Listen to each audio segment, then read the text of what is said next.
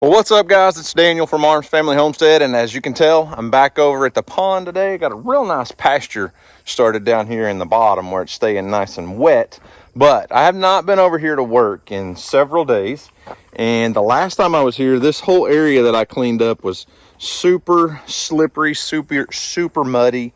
It's completely 100 times better now. I've got a lot more scooping and cleaning to do to finish up this section of the pond. I think, though, the first thing I'm going to do is move this brush pile over here a little ways, maybe by this stump, and burn all of this debris and stuff just to get it out of the way. I've got that pile there and another pile on the other side of the pond. I may burn it today, too, just to get rid of some of the junk.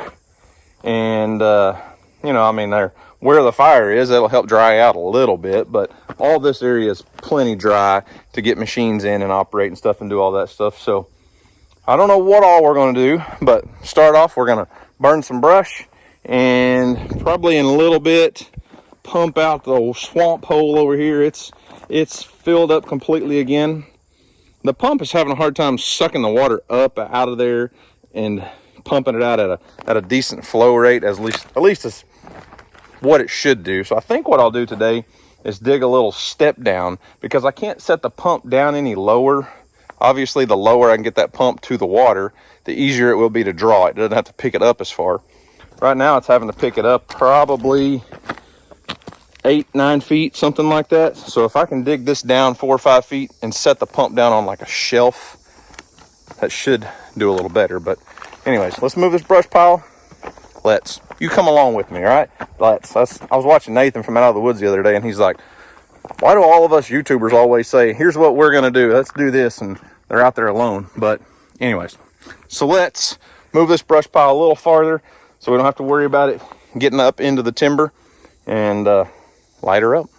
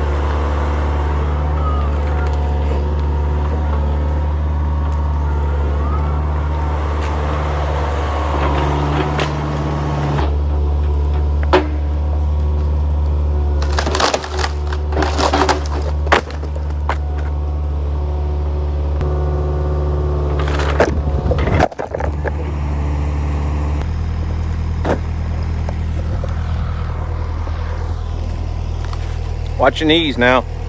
I'll take them out from under if you're not careful. Whew.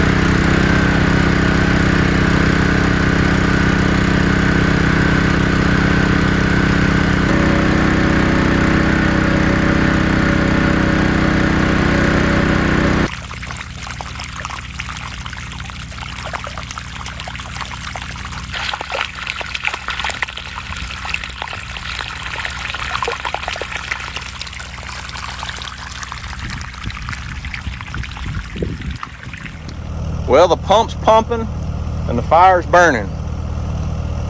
Now I just wait, I guess. Wait on both things. I think I'll get in the skid steer and do a little cleanup over here. I've got another few feet of muck to take out before it drops off down into the deep part of the pond. Now listen, I don't know that I'll ever be able to get off down in the deep part of that pond. I'm still waiting to hear back from a couple contractors on estimates. I know this is going to be a very expensive project, but I kind of want to know, I want an idea. If we can go from 1.5 acres to 4 acres, that'd be a dream come true. But maybe our budget will only fit in 3. Depends on how much dirt we can afford to move to raise the dam. But like I've said before, I see this pond as an investment in our future for our kids and our grandkids. That's weird to say. And an investment into the channel, putting back into the channel. So I think it's all worthwhile, but sure want to know what it's going to cost.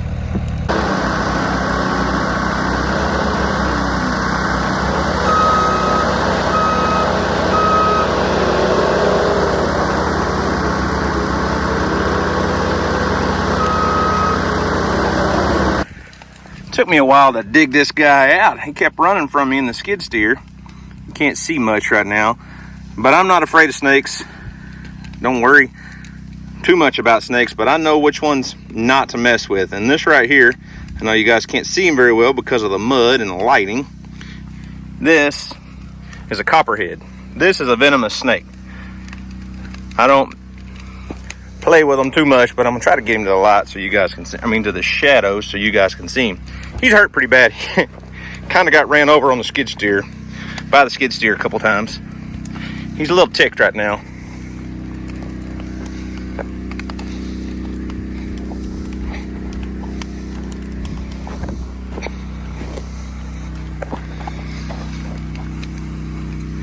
Okay, he's a little upset and very dirty, but you can see his colorings, those bands of different shades of brown and tan. That's the venomous copperhead that we deal with a lot more than rattlesnakes or a cottonmouth. We don't have very many cottonmouths. Every once in a while you run across one. I usually maybe see 2 or 3 rattlesnakes a year, but these guys right here are around here by the hundreds, and they eat a lot of cicadas and grasshoppers and bugs and small, probably really small rodents. They get a lot bigger than this, so we'll get them up to about 3 feet long. But the difference in this and a rattlesnake is this little guy right here will hide under anything. Anything laying in your yard, anything around the barn, lay under a piece of metal, a piece of tin, a log. under a piece of firewood, and they're not necessarily deadly. Our dogs get bit by them every once in a while, and they're not deadly to dogs. They're not deadly to humans necessarily. Probably, I'm not gonna say no one's ever died from one, but they will definitely send you to the hospital and make you hurt for days or weeks. So I'm gonna go ahead and do away with him and keep my eye open out for any more.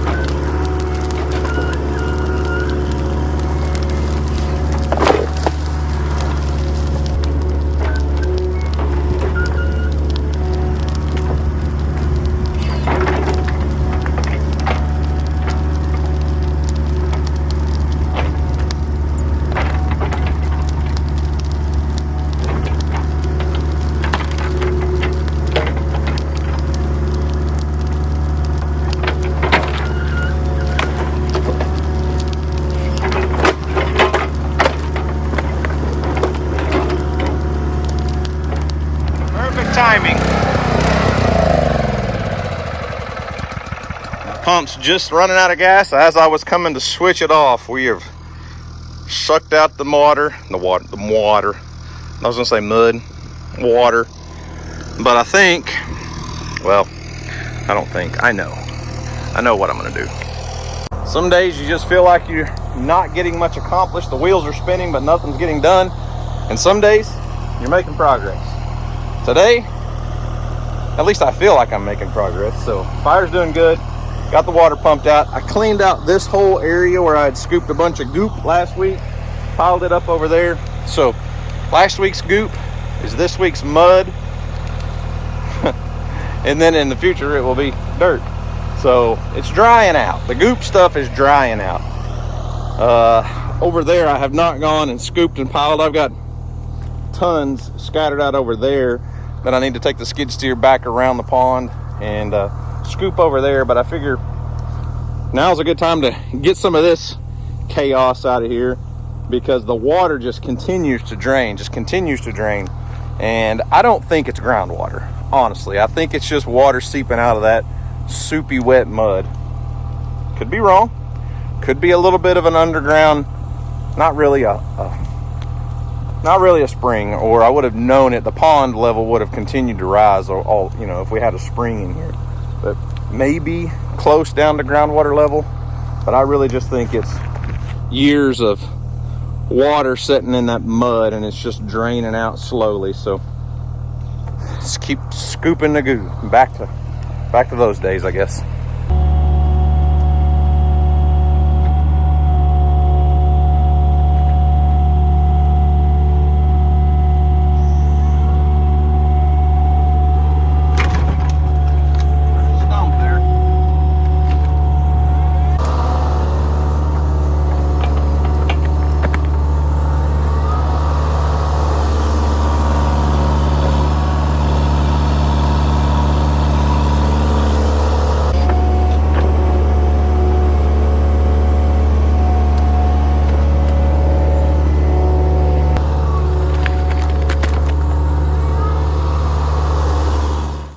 I think it's lunchtime. I'm going to take a break for a while. This has to be the slowest burning brush pile I've ever burned. I don't advise starting a fire and leaving it, but I am going to go to the house, get some lunch. I need to do some editing and do a few things. So typically we go to the gym in the mornings. I come home and I'll work for a few hours. And then, we're getting into fall, so it's not getting as hot, but especially during the summer, I'd go in and do all of my computer work, editing, respond to emails, do all the behind the scenes business work stuff for a few hours, and then try to work in the evenings after it gets not quite so hot. But usually our evenings are packed with football practice or ball games or softball or something going on. But anyways, I think our fire is nice and safe. There's very, very little wind. It's not throwing up any ashes or embers, and it's quite a ways to any other source of fuel. So I think we're pretty safe. So I'm gonna let this burn down. I'll come back over later today and stir it all up and repile it and let it finish burning.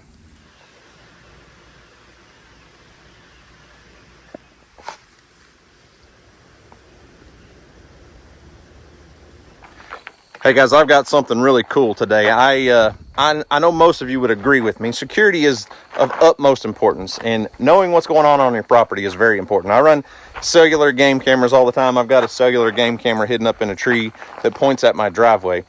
Problem is, where my driveway is, my gate is, it's about a half a mile to my house, and I always want to know what's going on out here. So today we're installing the brand new, just released Hog-Eye Farm and Ranch gate security system. This is brand new. I have an automatic gate opener that is on my gate already, and with this system I can tie into this camera into my gate, and through their app be able to open my gate from anywhere in the world. So if a UPS truck or a FedEx truck or somebody shows up. So you guys know I've been running Hog-Eye cameras on our pig traps, our big pig traps, for I don't know what, I guess we're going on 3 years, something like that, 2 to 3 years. And the cameras are phenomenal. They run off of a big deep cycle marine battery and a big solar panel. So this thing is always awake. It stays on all the time, and it will alert me anytime somebody pulls up to my gate. So let's get this thing installed.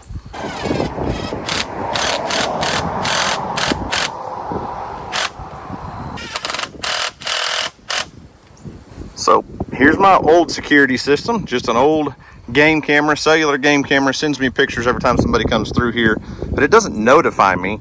I can set it to video, but I can't watch it live. So upgrading to the Hog-Eye system. It's a very simple system to install. They sent out a bracket, and it's just got 3 screws. I'm screwing it into a tree because, well, I don't have anything else close. I think that telephone pole's too far away. So antenna system, camera system runs out, plugs into the antenna. This will run down to our battery box, and I'm mounting this thing about 10 or 12 feet in the air, pointed directly at my gate. So it should be high enough people can't reach it unless they just knock it down with a stick or something. We should be good.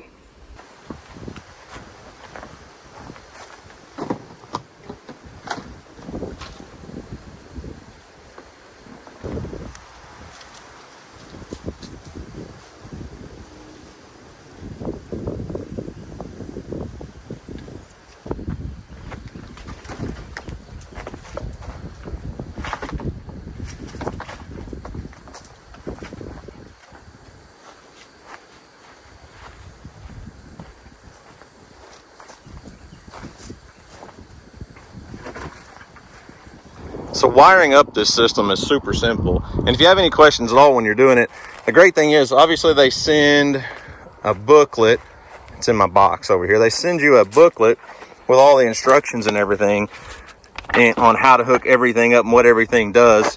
But they also have taken it a step farther. Here we go. They've also taken it a step farther and have some video step-by-step guides on how to hook everything up. So it's really simple, guys. Wiring this thing's not hard at all.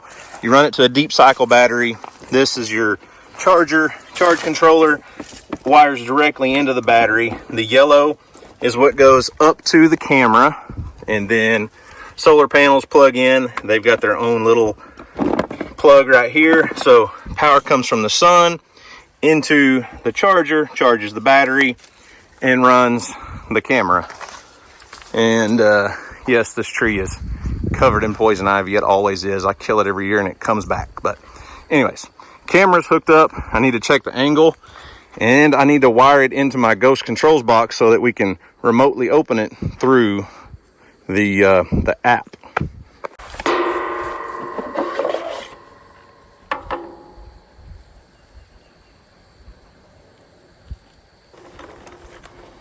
You trying to help?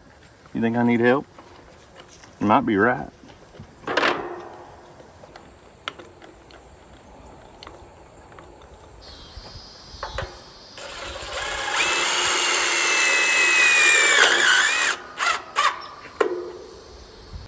All right, pretty simple, straightforward setup. Not a whole lot to it. And the folks at Hog Eye can give you all the instructions on how to wire into your specific gate opener system. If you have a gate opener system you want to wire it into, they can give you all the information for that. But I guess the last thing to do is just test out the camera, test out the opener, and make sure everything's working. So let's see what we can do. So all I have to do is go into my Hog Eye camera app. You can see right there, I've got it opened up. Oh, okay. There's my camera. So I'm gonna walk over here, check it out, and see how quick it picks me up. I'll switch to screen recording on this. So, hi Hog Eye. So I'm gonna have to figure out in the settings and everything as far as how much motion, how much sensitivity and everything I want it to pick up, because you can see there's a roadway just right behind me. But a few minutes ago, Kelsey ran through here and it picked her up and sent a notification to my phone, which is what this thing does. So with the gate opener, there's basically a section on the app you can hook into your system and all that, just like I showed you. And I can hit a button on here on my app. It's just crazy to me. Anywhere in the world, and the gates will open. That's pretty cool right there. So if I was sitting at home watching the app, I can open the gate for somebody. They even have the drop trap button on here, just like on the trap camera. So it's as simple as that. I've got new security watching over my gate 24/7. I can go back and watch videos and see who all came in throughout the day. If somebody came up, somebody dropped a package, if somebody messes with a package, I can see all of those things. So if you would like a little bit more information, or you want to purchase one of these systems yourself, you can go to hogeyecameras.com. They've got all their information there. Check them out. This is their new Hog Eye Farm and Ranch series, and I can see a lot of great uses for a camera system like this. So I guess that means out with the old and in with the new, right? Just gives me one more game camera I can set up out here in the woods and watch the deer.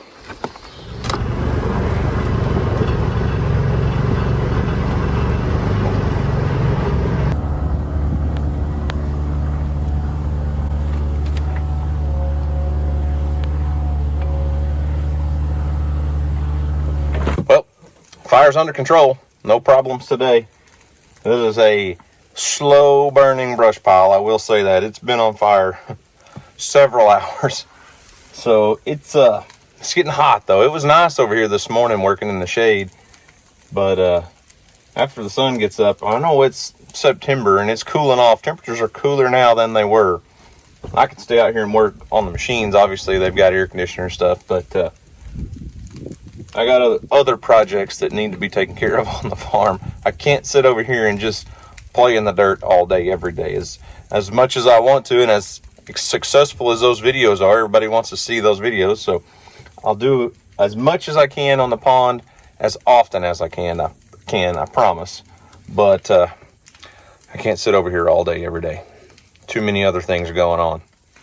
So I'm going to go do some chores, do some rat killing, do a few other things on the farm, come back every hour or so and check on that, restack it, repush it, and it should all burn up just fine.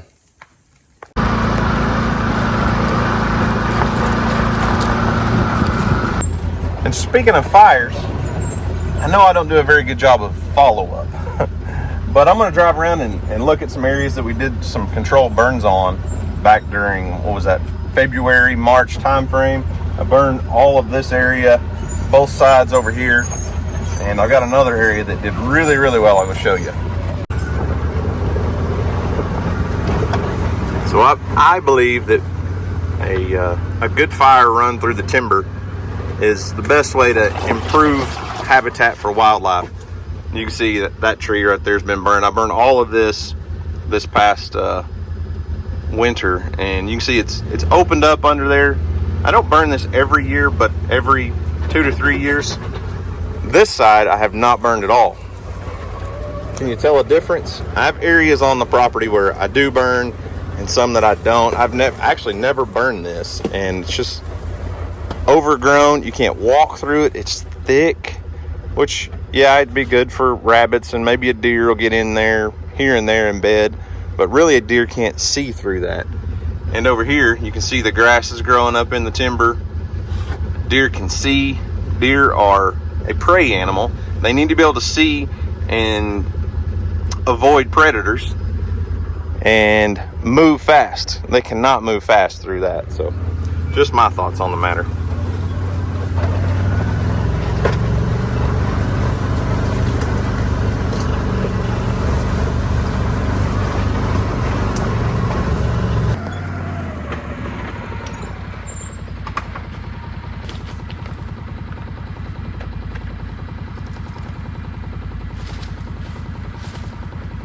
So I set this cellular game camera up pointing down this road. I'm on the back side of the pond right now, and this is actually one of the ditches that feed into the pond.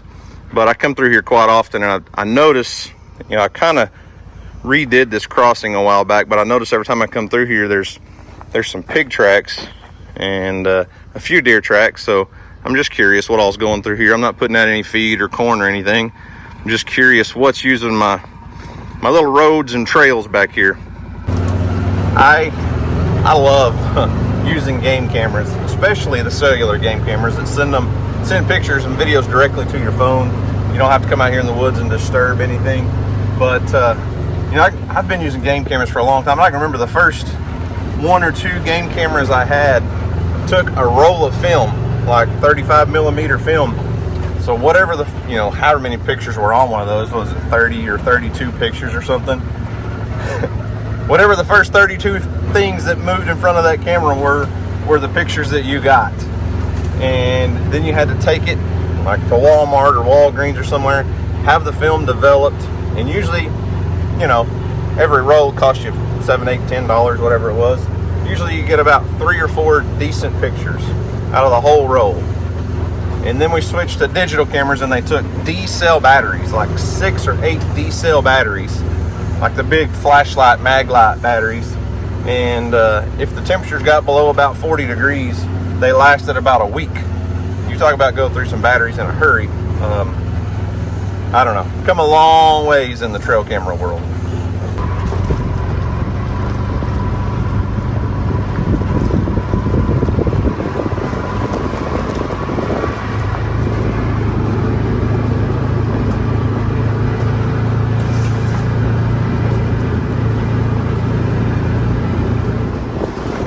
This little area is where I was wanting to show you guys. We had a fire come ripping through this little spot, little section of timber.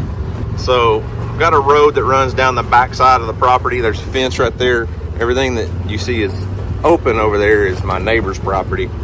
But I had not burned this little section in, I don't know, 7, 8, maybe 10 years. I'm not sure. It's been a while.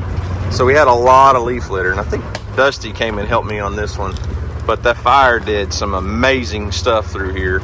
And you know, when you burn through all that leaf litter, it exposes the soil. Obviously it burns up some of the debris on the ground and stuff, but there is exposed dirt now.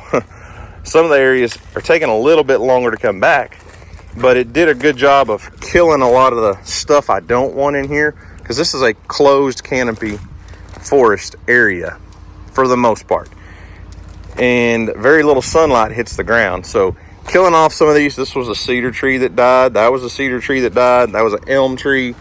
It mostly killed that little elm tree. We want the oak trees, but all this underbrush and stuff, it did a great job of top killing. But what you'll see, a lot of it did top kill, like this elm tree specifically, but it's coming back down here, which is fine, because as these things grow and get 4, 5, 6, 7 feet tall, they're of no use to the wildlife, really, especially the deer. And you guys know how important the deer herd is to me. So when they're small and young and tender like this, the deer can come through here and browse. But let me just show you. Okay, look at this. Look how open it is. We're starting to see some grass popping through where there's some holes in the canopy, and you get a little bit of sunlight on the ground. Let me go show you a different spot, just a couple 100 yards away maybe.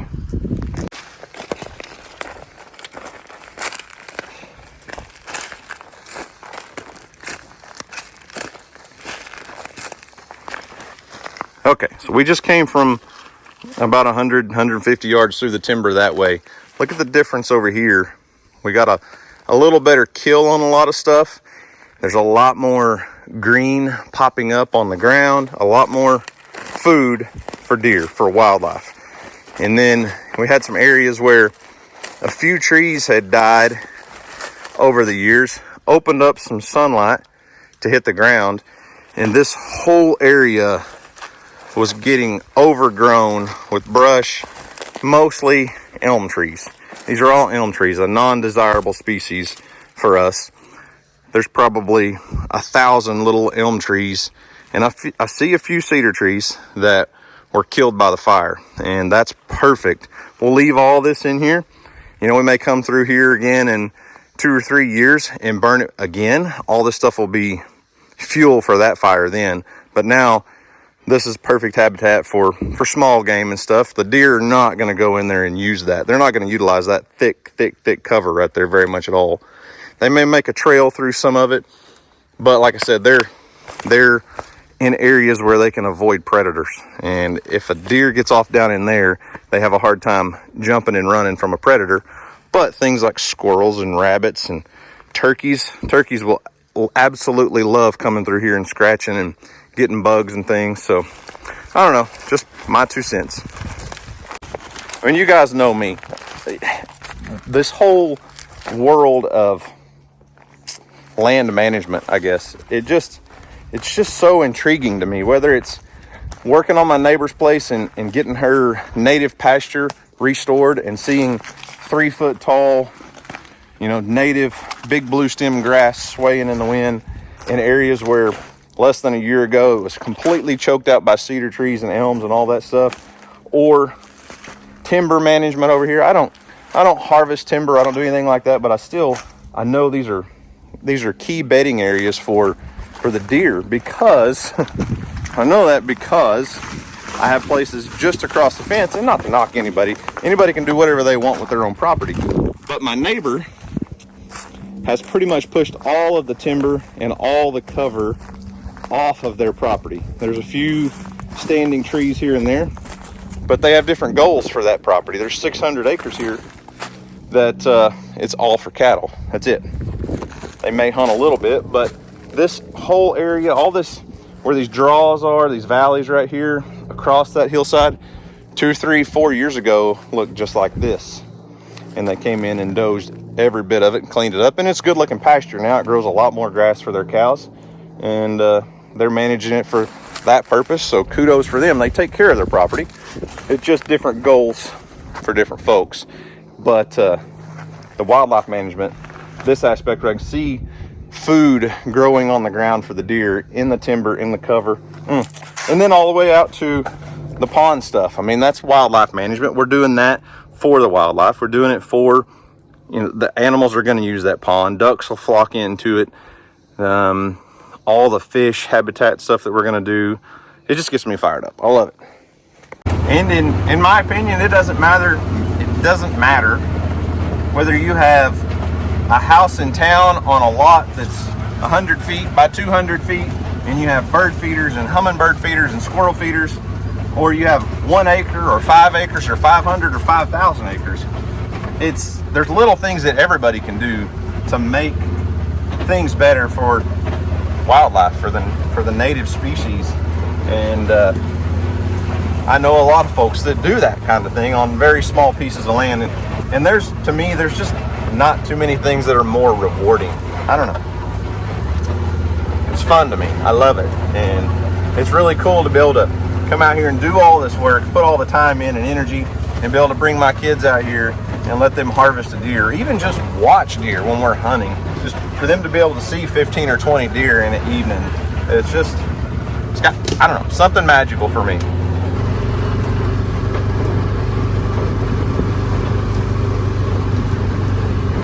All right, one more thing, and I promise I'll quit nerding out and being weird on you about wildlife management stuff. But check out these persimmon trees. This is crazy. Look at these trees. They're all completely bent over. Like, that is an entire persimmon tree all in itself. This one is an entire persimmon tree. And they are all just hanging with fruit. Look at the persimmons on here. These things are not ripe yet. They're still pretty green. But when they do, oh, that one might be right there. When they do start falling, the deer are gonna just devour these things. I wish I had about 200 of these. This little thicket is nothing but persimmon trees. And man, I need about I don't know, a couple dozen little small thickets like this scattered around the property, and we'd have a lot of quality food for wildlife right there.